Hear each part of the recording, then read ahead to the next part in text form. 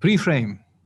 What I'm about to say may not be most appropriate for everyone to hear, meaning depending from your current understanding of the concepts we are discussing, you may like or dislike what I'm about to say. So I'm kind of talking to Jayesh, and whoever gets affected positively, so be it. Jayesh, my friend, it's obviously a conversation on a different plane. So you said a lot of things, but one of the things you mentioned is that you're talking about this reality and whether whatever happens in it, once you choose to be the cause, and then you elaborate on all of that. And I just want to have a sub questions real quick is the reality you're referring to is where? It's inside of me. Because technically speaking, whatever you would describe that reality to me as would be a description of your perceived reality, yes? True. Which means it's not exactly that way anywhere else outside of your own mind. So in this context, so the new guys, I don't want to limit you in any way. So I'm just going to speak my mind, and I'm just hoping this doesn't create more confusion than benefit. Jair, speaking to you directly, I think you'd agree with me that the whole notion of cause and effect is bullshit. It's a little toy we give people who feel suffering because of their own choice of being disempowered and victimizing themselves. Because you get to, if you want to, and I keep mixing now who else is on the call, so I'm just going to shut up and speak without filtering. See, now it's gone. I got to bring it back.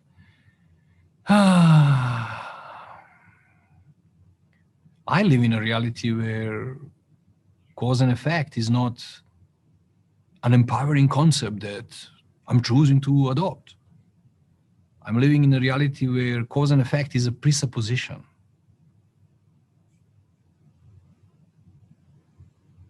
Anything that's in my perceived reality is a construct. We know this scientifically. It's a construct. It's a creation of my mind. It's a projection. Yeah, there are other people in it. There's all these other individuals in that world too. But you seem to have a very unique perception of each one of those characters. Translation, your unconscious projects your own stuff, all the data we mentioned earlier on, onto people, events, circumstances around you, giving it meaning, giving them roles to play, and no matter what they're trying to do, they're going to play the role you gave them unconsciously. For those of you who haven't done master coach training, to give you an idea or a glimpse of this applied in practice, I don't want to say too much. But can you imagine a scenario where a group of us agree to project a very specific projection onto one person, all of us, onto one person. And then that person, without knowing what's going on, without knowing that this exists in the background, that person acts accordingly, regardless of what their plan or their agenda was. They tend to act accordingly, matching our projection. So I give them a demo like that in terms of perception is projection. So it's a very, depending from how well the demo goes, because when you're consciously projecting a role onto someone, when you're projecting, when you're like insisting, I'm going to make you behave this way, I'm going to like change you inside of me, and I'm going to make you this or that. Like when you're trying to do it consciously, we tend to be rather poor at that in terms of effectiveness of it.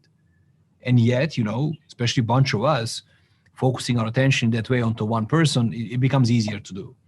But even though each one of us is struggling and we are not coherent with it because we are projecting an image that's not true for us, so we are falsifying our reality on purpose and projecting this, it takes a lot of conscious effort is what I'm saying. Yet, when unconscious mind does it, we have it's effortless. It's effortless. It just happens. There's no objection to it. So the process itself, being left alone, meaning you consciously not interfering with it, unconscious mind does this. And you know this. You try to be a nice guy to someone out of the goodness of your heart. And yet they labeled you as a bad person, have something behind it, or they just didn't buy into it, and they rejected your gift even, or your hand, or you know what I mean? What's about that? Well, they couldn't see you for who you really are. God, you can't see yourself for who you really are, but that's a topic. I'll park it on the side. But other people cannot see you for who you really are. All they can see it's their own conditioning, and that's why we so many times and so many gurus way before time told you the same story. The world outside of us seems to be a mirror image of what's inside of us, a mirror image of what's inside of us. It's a projection, it's a mirror. Hence that beautiful saying, be the change you want to see in the world. You don't like what's in your mirror? Go inside, update your conditioning so that the world you're looking for can become. You are giving a birth to the world all the time. It's just that you're doing it 95% of the time, effortlessly, unconsciously. So whatever unconscious mind is projecting, that's what you get to experience as the world outside of me. But it isn't outside of you. I show you science in training how this isn't outside of you. You're constantly getting all this data. Your senses, your 5 senses as we know them, are bombarded constantly with data, with raw, meaningless data, sensory information. Your eyes don't get to see a chair, remember? They see photons of light, so whatever pixels of light are there, your mind will give meaning to objects and things that appear or crystallize in your mind. The chair doesn't exist outside of you. A physical object, a building, a chair is there. That is outside of you on one level. Because there would be a dog or a fly or something else passing by and also physically interact with this object. But I doubt a fly would see a chair. Maybe it is a landing strip, I don't know. But a fly wouldn't see a chair. Chair exists inside of you, in your mind, in your conditioning. So we are walking around taking all this data, mind you, meaningless, raw, sensory data. Science suggests it's 400 billion bits of information per second. And your crazy mind goes delete, distort, and generalize, massively changing this information, shaping it into what it wants you to witness, what it wants to project for you to witness.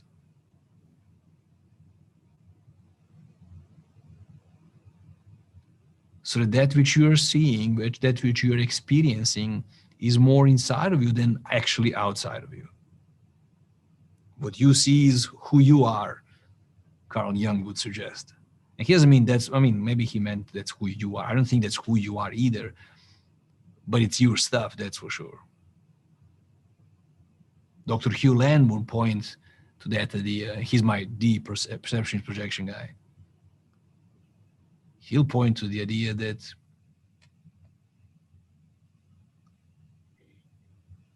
wait, I don't want to open a can of worms, wait. Go for it. I know. Carl Jung would say, that which is unconscious must, out of a need, be projected onto people, events, circumstances around you so that you become conscious of it. Dr. Hugh Land's metaphor is that you could treat your unconscious mind as if it was a very young child, a little boy, a little girl, that's carrying all this stuff that you blissfully are unaware of. And nobody taught you what the movie means, so you figured it's outside of you and it's not your movie. Even though, as in despite all the lifelong evidence you already had, especially you travelers, that no matter how far you run away from your problems, no matter how far you run away from some people, no matter which amount of cities and continents you change, you tend to recreate the same world wherever you go. Those of us traveling a lot, we kind of realize that on our own. Hugh Len says, have you noticed? Whenever there is a problem, you are there. So if you combine your scientific understanding with all the other stuff, if what you are witnessing is a very convincing virtual reality, this 3D screen of yours is very convincing, it's very real. And nevertheless, when you switch off the light, or should I say, when the electricity stops, let's go back to our metaphor today, the whole world disappears.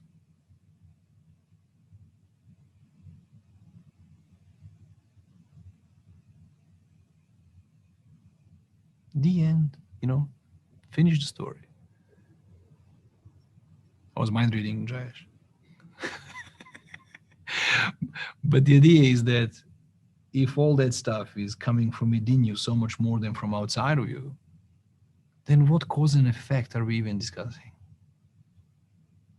It's like, duh, it's like my stuff. Hence the topic of cleaning that you mentioned, Jayesh. And the idea is, I didn't want to interrupt you earlier on.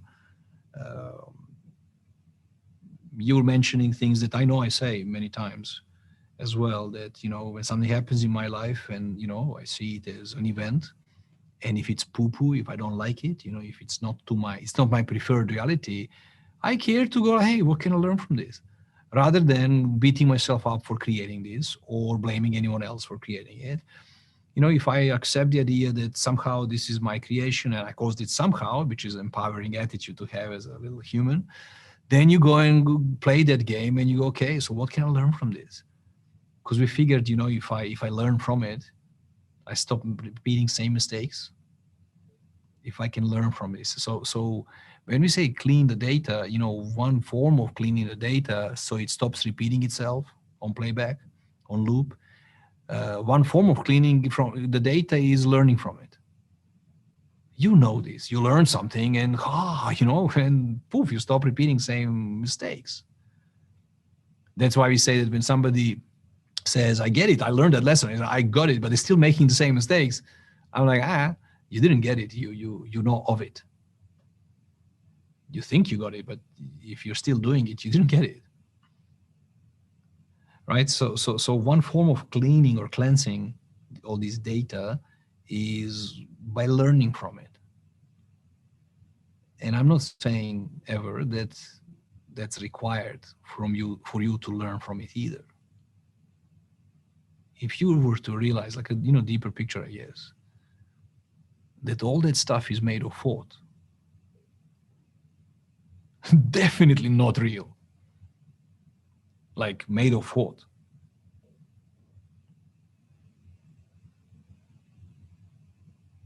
Then it becomes just data. And if it bothered you, you could clean, but you just need to clean some data. It doesn't require you to learn from it in any way necessarily. Perhaps it requires you to see it for what it really is, and which is just a thought. And if your relationship with thoughts were to change, I think, as in, if you stop taking that reality of yours so seriously, knowing that it's all made up and made of thought, as in less real, less scary sometimes. Getting it is, I think, what liberates us to automatically, without doing stuff, to automatically shift into a state of mind where life automatically becomes lighter, sweeter, more gentle, less serious.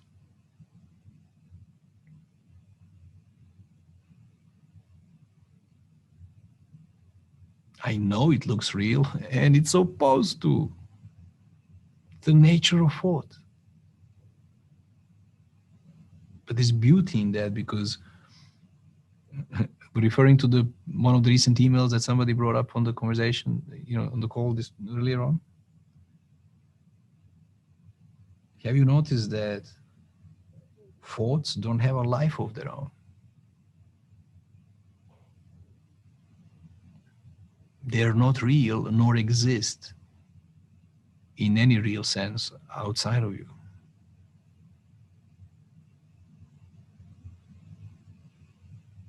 A thought can only take a life when you give it energy, when you pretend that it's real. That's why in one moment you can think everything is going to be okay. And in the very next, think, oh, the world is going to go to shit. And all that can happen in your mind without any new data supporting either one of them. And either one of them seemingly totally real in your mind.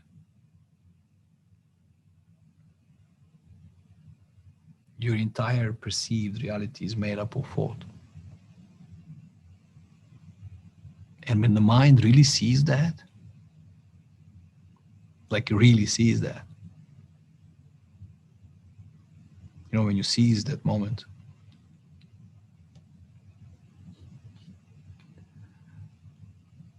I think it slows down a bit. I think you heard me say this before. When mind slows down like that, there's a room for new thoughts to come in. Often insightful ones.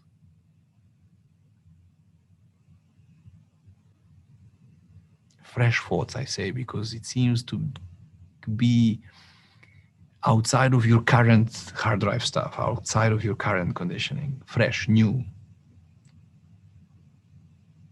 And yet some new thoughts sometimes feel like we always knew.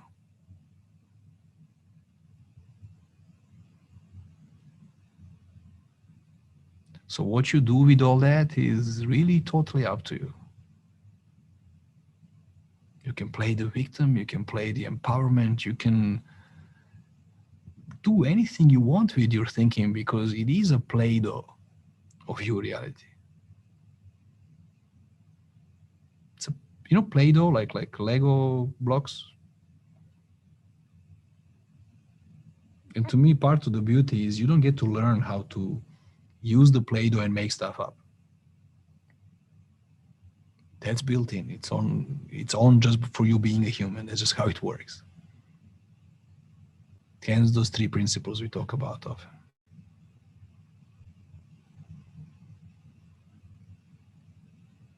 That's universal truth for all of us, no matter where we come from or which language we speak or what's the color of our skin. That's universal truth.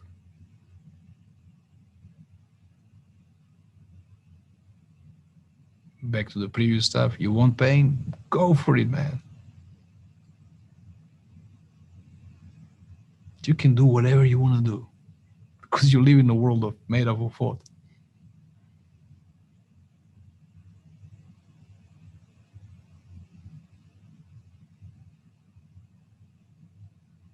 And truly understanding this, there's no thought that can really bother you,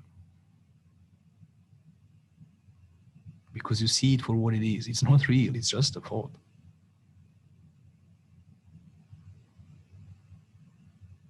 Now, this conversation may be way up there for some of you, and that's okay.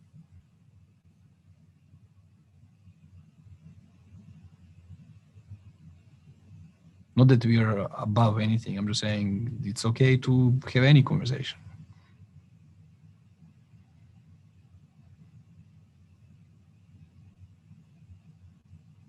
So let's talk about marketing and sales and or you can just be brave from above. Who knows? Jayesh, back to you, buddy. I don't know if I don't even know what I said, but I hope I was speaking to your question. Yeah, it's interesting how you linked the cleaning the data and all those realities to just as simple as a thought. Yeah. So mind you, I still want to hear from you. I just what was coming up is, so yeah, we can get this and then go on a hunt for different tools and methodologies and models, and learn how to clean and get rid of some faults and the others keep, and again, positive, negative attitude, all this, we can go and invest enormous amount of energy looking for tools. And I think for as long as you're looking for tools, you still didn't get it. I don't mean you, Josh. I mean in general as Yeah. a human being. For as long as we have the need for a tool, and by the way, all those tools, I just call them permission slips. They're all good. They all work. I don't care. Let me just find one that will make sense for you. I'll sell you a story of a timeline. I'll sell you a story of polarities. Whatever story you need to hear today, let's do that one, because the moment you buy into one of them, you'll give yourself permission to change. So I call all those modalities permission slips. Anyway, back to this original thought. The idea is that, well, what was it? The idea is, if you got it, you look for tools to manipulate this, to be better at this, to make things easier for you. And it's all valid. It's all good. It's part of the journey, I guess, on some level. Where if I fast forward and say that if you get it, I don't know how many get it I gotta say, but if you really, truly, deeply get it, you no longer need the tools, because the very foundation of your perceived reality changes. And I'm not saying you get to see it behind the scenes, but you get to see it for more for what it is than what you were raised to experience.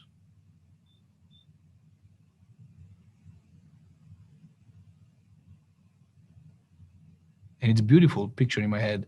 When you go to cinema, you watch a movie, maybe popcorns or I don't know what, but it is whatever they project onto that screen is mostly totally okay with you. I mean, sure, you can object some content and you don't like this or that, maybe you leave the cinema, I know, but it is that when you go to watch a movie, you tend to do that with a certain understanding of motion pictures, principle of motion picture. You kind of really get it. You know that whatever's on the screen in front of you isn't really real. It's a bunch of pixels of light. And you know that there's a projector. You can see it way behind. You can see the projector in that cinema room, and you know how it works. You could even indulge and watch a horror movie of some sort with some monsters and things. And you can, this is so beautiful for me. You as a human being, you can suspend your reality, meaning all your troubles and pains, and literally physical pains even, they all disappear during your immersion in a movie. You, I'll generalize here. You grab your popcorns, you lift your feet if you can, you're watching the thing, and you forget about all of your stuff. And there's a couple of characters in the scene on the screen. You get to know them. You get to identify yourself more than with others, and off you go, and you experience emotions, and this entire story develops. You are literally suspending your reality, and you go into the reality of the movie. Same, by the way, with the book. I'm just going with a movie metaphor. And off you go. You find yourself in that movie, in that reality, and you feel whatever is going on in that movie. You can even watch a horror movie with some horrible monsters and really super scary stuff and feel the real fear. Be physiologically aroused in ways that, really afraid and stuff in moments, jumping out of your seat at times. You can even let yourself do that because you know with absolute certainty that it's just a movie.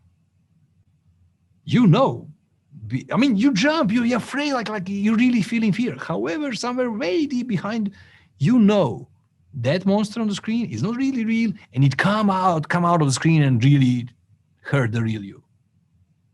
You own that understanding. Some kids don't, they're young and they can be really afraid of what's going on the screen, and you gotta comfort them and maybe even leave the cinema and stuff because they experienced it as that real. They can't tell the difference. Is that making sense? Us, let's say adults, we get the principle of motion pictures so well that we can let be whatever's on the screen, and even trusting it so much, knowing that it's not real, that you actually let yourself experience it fully. You cry. Come on, Jayesh. I mean, you're a guy, but you cry too, right? Okay, I cry sometimes in a movie, but I laugh a lot. and like I can experience all those emotions by watching a movie. And what lets me go full on in any one of those stories is, I guess, somewhere way deeply behind knowing that it's not really real. I mean, you know that. You've seen that actor in another movie yesterday. You know it's not real. It's not really his life. He's an actor. There's another 100 people in proximity of 20 meters of this scene. You know all that, plus you know what you're watching. Now, there's no character in front of you. It's pixels of light.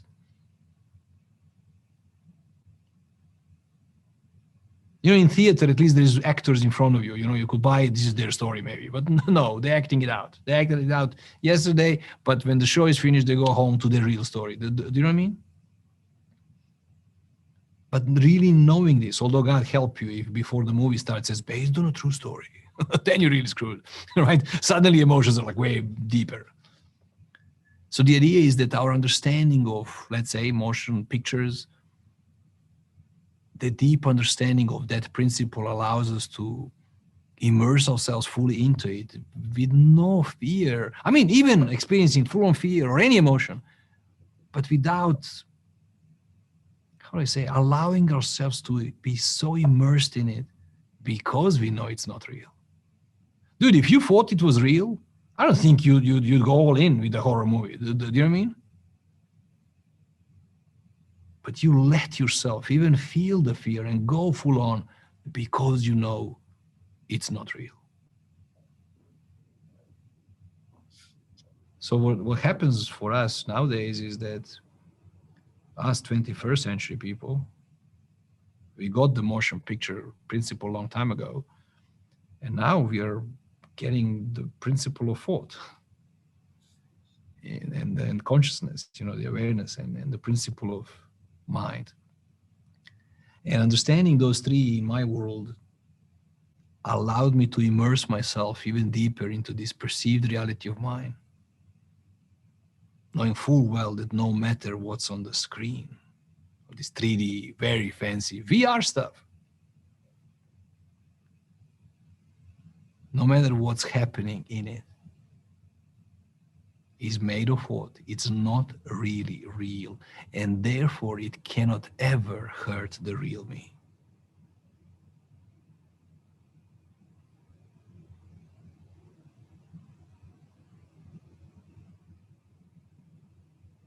By the way, I'm still on VR.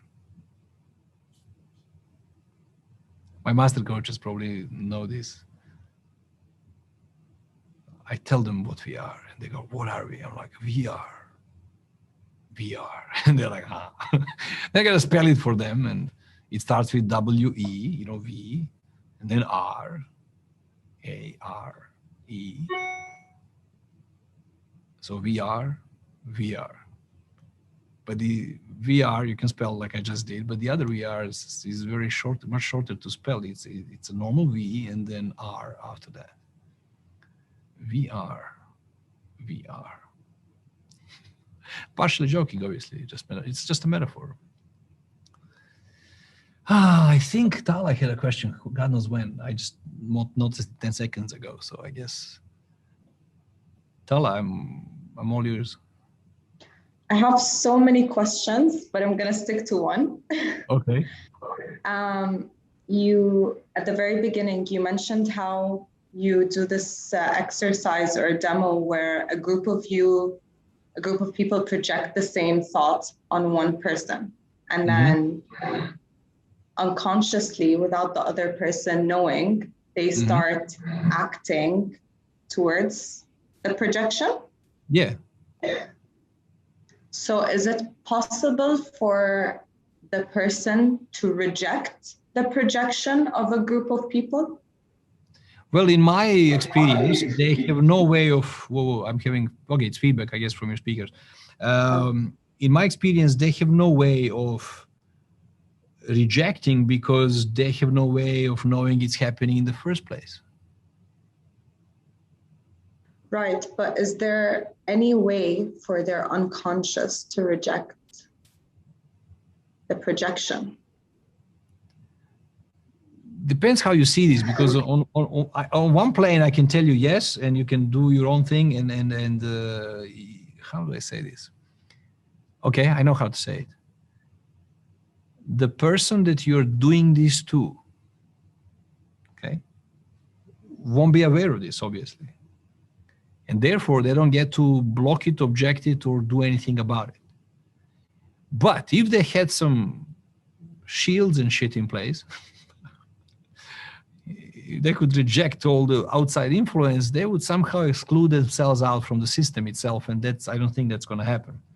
So instead, I want to invite you to the idea that me projecting something onto you, mind you, consciously very ineffective job, okay? But unconsciously, it's highly effective, okay? You have no way of, no matter what you do, I'll prove myself right. You will play that role in my life. No matter what you do or say or think or feel like. I'll project shit on you or good stuff on you, right? I'll project my stuff on you and you'll play that role for me and I'll prove myself right. It's the nature of how this thing works for us in terms of our perception. Now, I want to also share with you the idea, because that seems like, oh shit, they're going to make me do something. No, wait. None of this will mess with who you are or what you're actually experiencing on your side. Because I will only create a perception in my world of you acting out in this way, thus proving myself right. Chances are you'll have a maybe very different experience on your end. And by the way, I don't want to make this woo-woo stuff. I want to call you on looking at your database of knowledge, your past experiences, and come up with an example when you really wanted to help somebody, like I said earlier on, you wanted to help somebody, like out of the goodness of your heart, not expecting anything in return, that kind of thing. And they still called you on it, and they made you look bad, or they still saw a person that can't be trusted, and they couldn't trust you, and they didn't let you help them. Did you ever experience this? When you tried to be a really nice girl and somebody like totally called you on your, I don't know, it made you a bad person somehow, like you were trying to abuse the situation or somehow something out of it. It happened, right? So let's discuss that example, because that example is more real than when we are trying to do this consciously. So two people like this having this interaction, okay? I'm telling you that there's two worlds happening right there, colliding, two worlds in that moment. And one person is having one reality and the other person is having a very different reality, usually the opposite one, right? And these two worlds are happening at the same time and colliding with each other, we say. You can even see how they see it because they tell you, but you strongly disagree with it because it's not what's happening. But somehow you can't communicate that sufficiently because they see their world and they can see your story, but they don't just buy into it. So two worlds, different worlds, even though it seems like it's one event. One must be true. Which one is it? Well, I don't know. It depends who's looking at it. If you look at it, you see one truth. If they look at it, they see the other truth. If there's a third observer, they'll see something else, or they'll buy one of the sides. But we are all walking around with our own perceived realities. And somehow, somewhere in this chaos, which isn't, we are all right where we needed to be, because you needed to be the Miss Good Gal and express desire to help someone, and you needed to be rejected to witness that. That's your story, let's say, in my example, right? That other person, no accidents, attracted to you, matched you in this time space. You guys met at this point in time, and you played a role for each other. It was a perfect match in the universe. That person was yet again, let's say in my story, really challenged or suffering, and yet again there was this somebody else who's trying to abuse them more and abuse the situation and take more from them, because the world is an ugly place. I don't know if those examples that I'm painting the picture with is making sense to you, because they're both happening at the same time and they're both as real as it gets. In fact, there is no not real one. They're both real.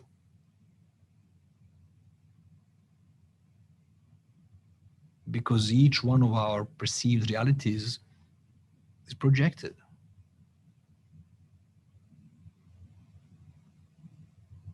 They projected that role onto you, you projected this role onto them. It's a perfect match in the universe. For you to walk around as you always do and prove yourself right, because that's kind of what we're doing. Mind you though, prove yourself right, I mean from the unconscious, from the conditioning, not from the place of, I know what I know, this conscious mind, ever-knowing conscious mind, knowing everything about yourself. I'm talking about what's the data, what's the conditioning like. That's why when we reject all this stuff that's not us, we don't get to heal. Because it's not me, it's them. And not cleaning on that, like Jayesh mentioned, not cleaning that movie is going to keep playing, and you'll keep walking around attracting the right people to, regardless of their intentions, regardless of who or how they really are. You're bound to project this thing onto them and witness this thing yet again.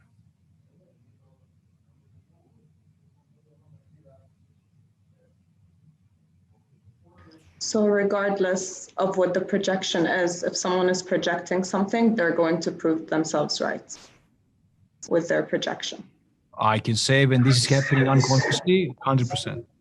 Okay. All right. And we are trying, and we are very poor at this, we are untrained at this, to consciously make somebody a bad person and really insist that's what they are.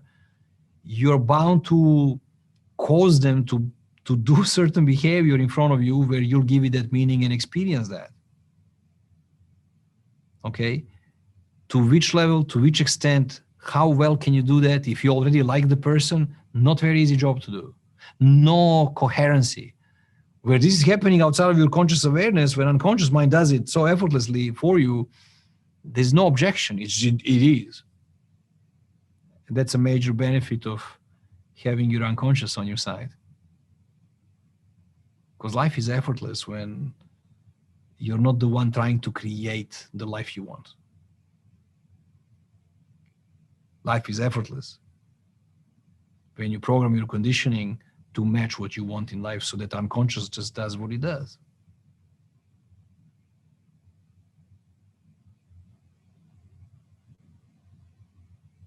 So still with you, Tala, just like back to what Jayesh was referring to, this cleaning stuff. Sure, you clean up some data that, or let's give it the right name. You clean up some stuff made of thought. You clean up some data that you don't enjoy, that you don't prefer, and you come out of that loop that keeps creating stuff you don't want. Now the trick is, there's no magic button when you say, hey, clean all the data or clean up all the stuff I don't want. Well, it doesn't work that way. You seem to be cleaning stuff that you do become aware of. So technically speaking, whatever is in your world right now, in your reality that you do not prefer, it's there because your unconscious wanted you to see that, to witness that. It's almost like that inner child, we say sometimes, within you says, dude, I need you to see this. I've been carrying this all this time. I need you to become aware of it, because only once you're aware of it, you are in a position to do something about it. Without awareness, you don't get to do anything about it. Things kind of stay that way. Now, once you're aware of it, there's a trick as well, because if you're aware of it and you can do something about it, and you know that, and you're like trained, as in educated, you know that this is what's happening, you can take the appropriate action and do something about it within yourself. Or if you're untrained about this stuff, if you're uneducated about this, the unconscious mind does its job. It projects stuff for you to see, and then you go, that's not me. Then you blame those people and those circumstances, and you try your best to deal with it somehow outside of you, change it out. Have you tried changing people outside of you? It's really hard. Meaning it's not working. and then we relate to the data as if it's real and as if it's outside of us. And that puts us in a misalignment with the nature, and hence all the human drama, I guess. You could be the most intelligent person in the world, but if you're applying that intelligence under the umbrella of some massive misunderstanding of how nature works, then I don't think much good will come out of it, even though you're the most intelligent person in the world.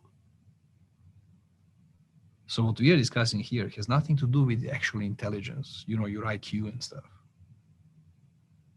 This is more about aligning yourself with I dare saying, real intelligence. Intelligence behind all there is. Aligning yourself with nature, in my world, has been the key. So shortcut to that is learning how stuff works so you can align yourself with it instead of keep jamming the system, keep swimming upstream.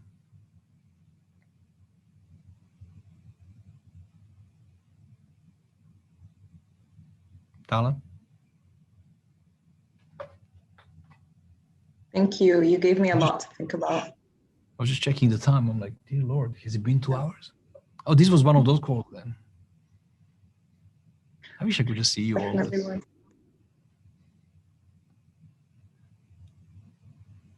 All right.